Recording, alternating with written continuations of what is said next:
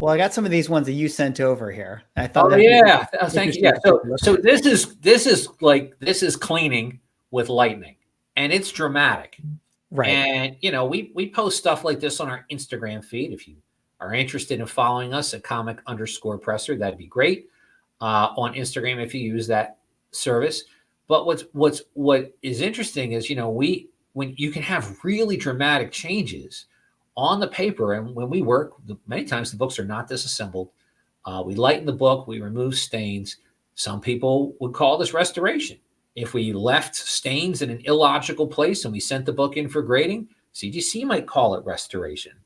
But the owner of this book paid $50 for it at a garage sale.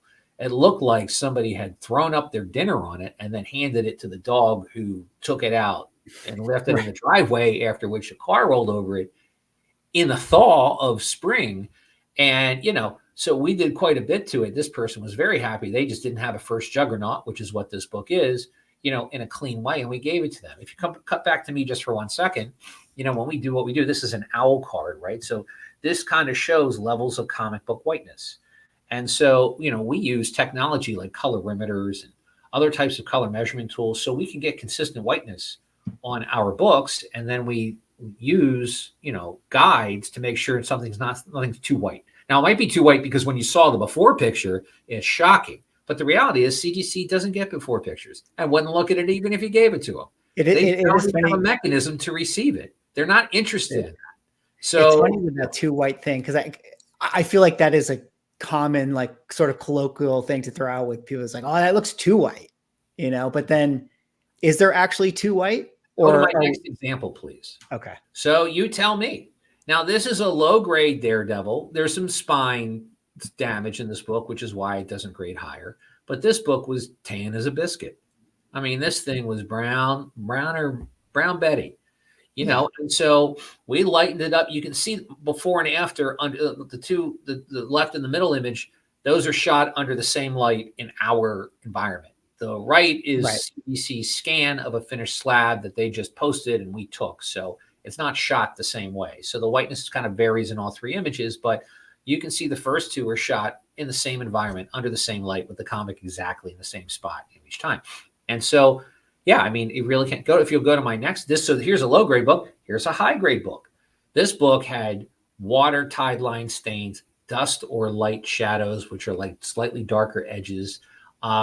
It had droplets and blops on it on the inside and outside cover. And, you can remove that as well. There are some changes. The red got slightly lighter on this. It's not nearly as light as what you see in that right-hand slab in that scan, but some reds and yellows don't react the same way to the light that blues and blacks do. And so you have to be very careful and use other techniques to make sure light only goes where you want it to go. And we invest in light management technology, among many others, to try to make sure we only put the light where we want it. But yeah, it could be too white. But what's really powerful is when you use these lightning techniques, you actually bring out more of the natural color. And so this book here was, with brown and tan behind all this beautiful blue on the front cover, it really is neutralized. It looks like your mom's pantyhose, And, when you take the pantyhose off, now you've got the real skin. You got that beautiful submariner tone that we believe is closer to what's intended. And you have this vivid blues and really it's more cartoony. It's more like illustrative than an old master's, like an old stained soot covered Michelangelo on the ceiling waiting to be cleaned off. Right.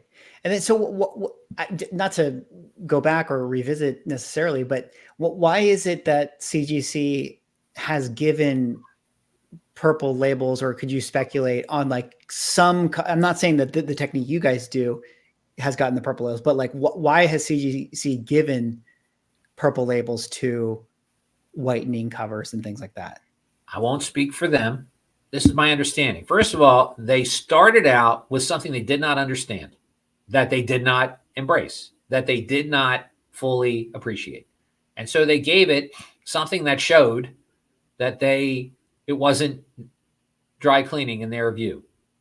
And what's weird is you have conservation and restoration, and then you have dry cleaning. Dry cleaning is neither conservation nor restoration. Restoration is determined to improve the aesthetic. conservation is determined to improve the structure. Dry cleaning improves the aesthetic. So if For- you don't for- carve for- it out, you're For actually clarity, would sorry, for go ahead. clarity, would dry cleaning be like I took an eraser and I like, is that dry cleaning? Okay. Yeah. An eraser. So there are different types. So there's scraping, there's wiping, there's erasing. Like a cotton ball. Yeah, there's burnishing. There's other things that you do. But ultimately, in the professional world, dry cleaning is a form of restoration because all it does is improve the aesthetics. I can leave that book dirty. It's not going to hurt the book. I can scribble. I can draw a PP on the Batman. Not going to hurt the book. You with me? But you can clean it off legitimately because it improves the aesthetics. If you don't call it dry cleaning, it's technically restoration if you're not at CGC. CGC has its own definitions, which is fine. But ultimately what happened is when the lightning techniques hit the big time, the word light's not in here. And this book's 20 years late. Right. So, CGC is operated by a set of rules that it itself designs, and you had to intimately understand them as an expert or get screwed. And it took 20 years. This book came out last year to provide the first understanding of what supposedly is acceptable. And by the way, just so you know, restoration is defined in this book as an ideal. Restoration is defined as attempting to make the book more than it should be. That's restoration. Not what you added, not was something added. That's what they used to be. In this book, it's trying to make the comic more than it should be. That's it. Conservation is trying to make the comic survive as it should be. Now, that's conservation. So ultimately, what's happening, following these rules and dealing with this stuff is that CGC has cleaning designations in all these things. So they hit it with its harshest cleaning designation. It started with B1. You got a purple label because if it's an A, technically that's conservation. And when you get a conservation label, that's considered A1, restoration.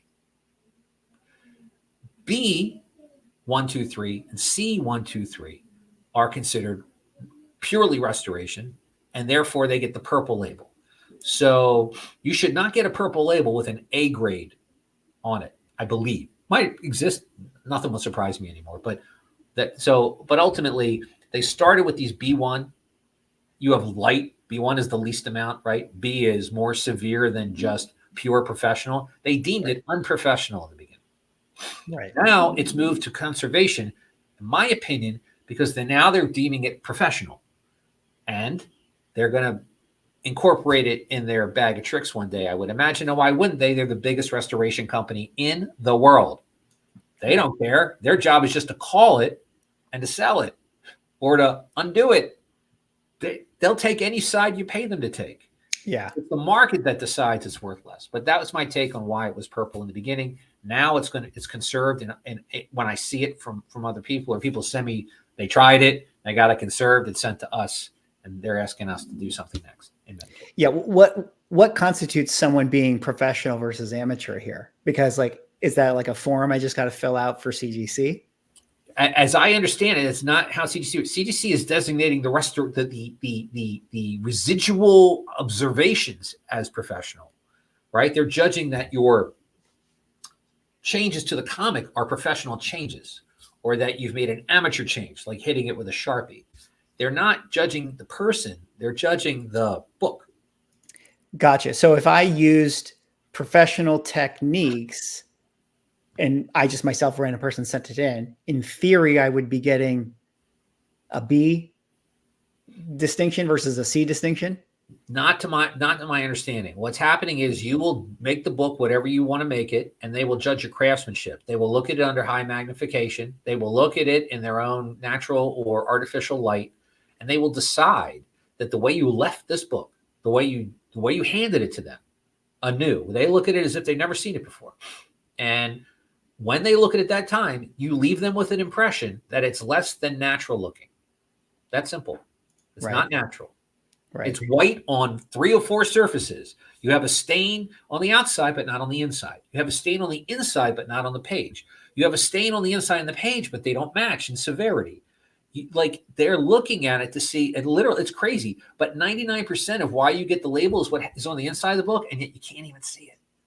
And that's what's so crazy as we go back to the scam we're talking about with things like Mark Jewelers, Marvel value stamps, and tattoos, and all these other things that affect the value of the comic. It's irrational.